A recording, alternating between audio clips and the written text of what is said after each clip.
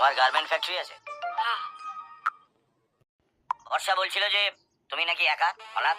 হ্যাঁ, কিন্তু বর্ষা, তোমার সঙ্গে আমার একটু কথা ছিল। তোমার কথা আমি সারা জীবন শুনবো, এখন তুমি দাদার কথা আগে শোনো। তো ক্রিস, বর্ষা আমার দুঃসম্পর্কের বোন হলেও আমার কাছে নিজের বোনের থেকেও বেশি, বলতে পারো মেয়ের মতো। ওর সুখের জন্য আমি সব কিছু করতে পারি। তুমি ওকে সত্যিই ভালোবাসো? হ্যাঁ বাসি, শুধু ভালোবাসো না বিয়ে করতে চাও?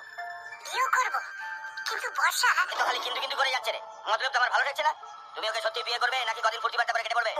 দাদা, বিয়ে তো আমি নিশ্চয়ই করবো, কিন্তু কিছুতেই কিন্তু ছাড়ছে না। দেখো ক্রিস, আমি তোমার ব্যাপারে দাদাকে বলে রাজি করিয়েছি, আর এখন তুমি সত্যি করে বলো তো, তুমি আমাকে বিয়ে করতে চাও কি না? আমার ভুল বুঝো না বর্ষা, আমি তোমাকে সত্যি ভালোবাসি, বিয়ে করতে চাই, কিন্তু এই কিন্তুটাকে আমি ছিপি দিয়ে চেপে দেবো।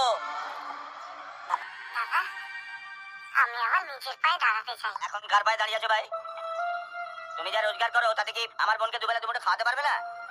হ্যাঁ পারবো, ব্যাস, হয়ে গেল, আর কি চাই? কিন্তু আর কিন্তু দাদা, আমি তখন বন্ধুর বাড়িতে থাকি। তাতে কি হয়েছে? বিয়ের পর বাড়ি ভাড়া নিয়ে নেবে। আর তাছাড়া আমি বর্ষার বিয়ের জন্য টাকা রেখে দিয়েছি, সেটা তোমাদের কাজে লেগে যাবে। এতে আবার কোনো কিন্তু নেই তো? দাদা, আমি তোমাকে বলেছিলাম না ক্রিস ওরকম ছেলেই নয়।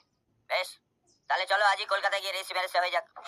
আজকে বর্ষা, আজকে একটু তাড়াতাড়ি হয়ে যাচ্ছে না? দেখো, যারা সত্যিই ভালোবাসে তারা তোমার মতো অত কিন্তু কিন্তু করে না। আমি তো কিন্তু বলিনি। কিন্তু বলনি, কিন্তু তোমার কথার মধ্যে একটা কিন্তু কিন্তু গন্ধ আছে।